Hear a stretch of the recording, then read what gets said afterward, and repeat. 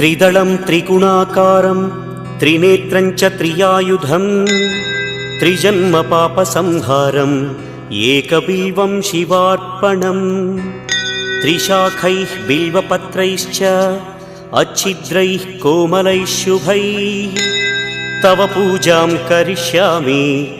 एकबिल्वं शिवार्पणम् कोटिकन्या महादानं तिलपर्वतकोटयः काञ्चनं शैलदानेन एकबिल्वं शिवार्पणम् काशीक्षेत्रनिवासं च कालभैरवदर्शनं प्रयागे माधवं दृष्ट्वा एकबिल्वं शिवार्पणम्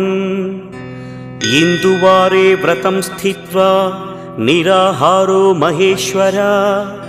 नक्तं हौष्यामि देवेश